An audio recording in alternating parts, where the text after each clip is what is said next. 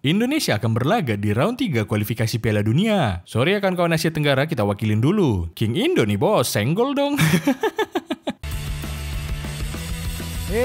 Biawa, wow kali ya kan.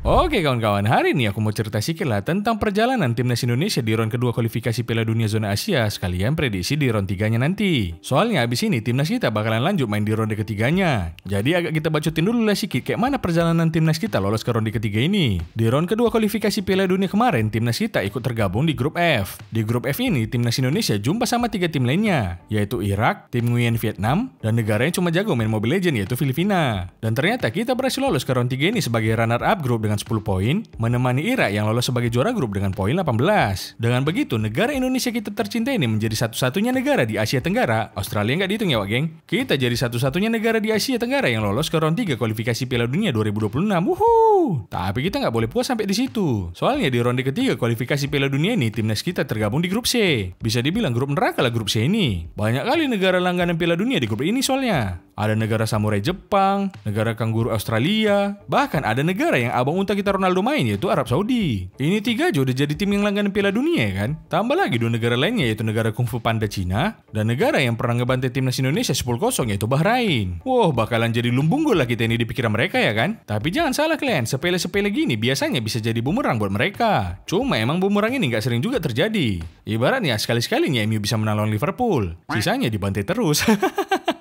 Piala Dunia 2026 nanti pesertanya akan ditambah yang awalnya 32 jadi 38. Otomatis slot peserta dari masing-masing benua juga akan ditambah. Untuk slot Asia sendiri maksimal bisa mengirimkan 9 wakilnya kalau bisa menang di babak kualifikasi antar benua. Jadi di ronde ketiga ini 16 tim yang udah lolos dibagi jadi 3 grup. Masing-masing grup diisi sama 6 tim. Juara dan runner up di setiap grup otomatis akan lolos ke Piala Dunia. Sedangkan peringkat ketiga dan keempat setiap grup akan diadu lagi di ronde keempat. Nah di ronde keempat nanti 6 tim yang lolos akan dibagi jadi 2 grup. Juara di masing-masing grup akan dipastikan lolos ke Piala Dunia. Sedangkan 2 runner-up dari masing-masing grup akan diadu lagi. Yang menang di match ini akan ikut pertandingan playoff antar benua. Kalau kalian ingat, ini udah macam timnas U23 kita yang main lawan Guinea buat rebutan 1 slot ke Olimpiade. Nah, kira-kira macam itulah peraturan di putaran ketiga nanti. Cemana? Paham gak kalian? Coba kau ulangin, agak kurang paham kami soalnya. Kalau kurang paham, coba tanya Kak Game aja biar dikasih paham kalian sama dia.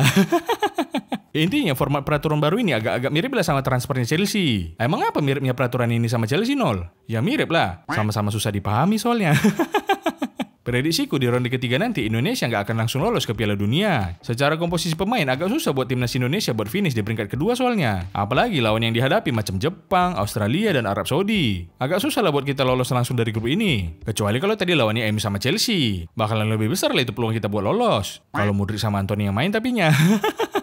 Di 2 match awal nanti, timnas kita bakalan away buat lawan Arab Saudi nanti malam dan lawan Australia di Stadion GBK tanggal 10 besok. Buat 2 match awal ini, Sinteyong udah panggil 26 pemain. Martin Paes yang sempat belum bisa main karena urusan administrasi, akhirnya bisa main buat timnas. Meskipun infonya lawan Arab Saudi nanti dia belum bisa diturunkan. Tapi nggak apa-apa ya kan? Kan bisa lah dia agak bantu-bantu sedikit ngambilin bola pas latihan ya kan?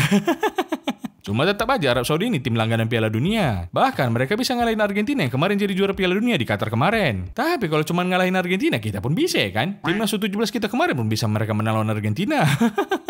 Untuk lawan Arab Saudi ini, kalau mau ambil 3 poin kayaknya agak susah. Target 1 poin justru lebih realistis menurutku. Kuncinya cuma 1, jangan kocak. Itu aja udah. Gak usah sering salah passing, jangan mudah kepancing emosi. Apalagi Arab Saudi punya pemain nomor punggung 5 ini, si Ali Al-Bulai. Emang siapa ini nol? Buat kalian yang belum kenal, ini si Nguyen Arab Saudi lah. Jangan salah kalian Wak geng, duo goat dan gaut kita, abang kambing Messi dan abang unta kita Ronaldo, udah jadi korban si Al-Bulai ini. Suka kali dia mancing emosi. Bukan cuman itu, anak baik-baik macam Son aja pun pernah kena juga sama si Biao ini. Makanya hati-hati kali lah pemain kita kalau berhadapan sama anak ini. Jangan mudah kepancing. Tapi kalau emang udah kepancing kali, pengen ngajak bertumbuk, langsung aja ajak main di Beyond Combat ya kan? Biar kalau mau pecah-pecah sekalian. Jangan tanggung-tanggung.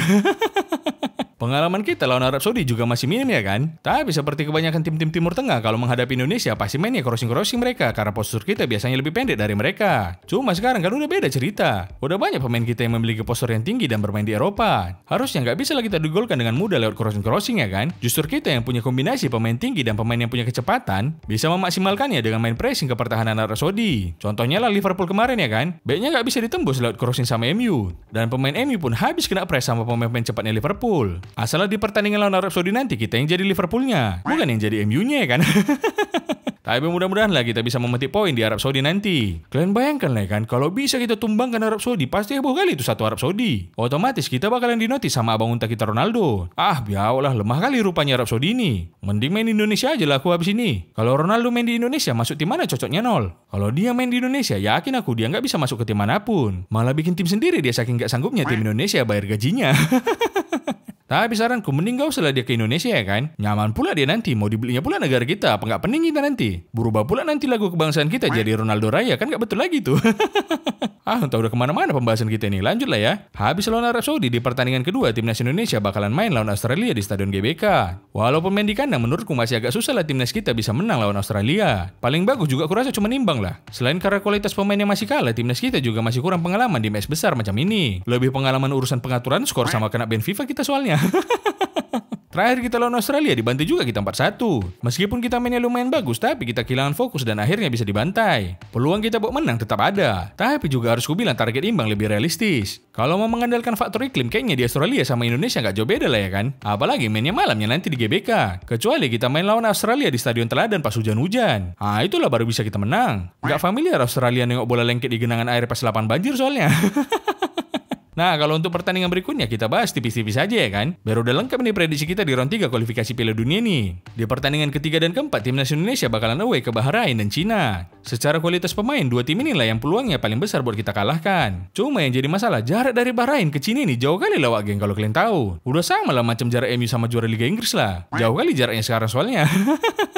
Selain itu, Cina juga berencana buat mindahin venue pertandingan ke kota yang jaraknya 6 jam lebih dari kota Beijing. Tapi buat mengatasi masalah ini, infonya Pak Erick Thohir berencana buat nyewa pesawat dari Bahrain ke venue-nya. Jadi nggak perlu lihat timnas kita transit di mana-mana. Emang ngeri kali lah Pak Erick Thohir ini. Bagus juga idenya ya kan? Inilah baru Erick yang betul. Bukan macam Erik ten Hag. Idenya lumayan tapi eksekusinya malah bikin fansnya ayan.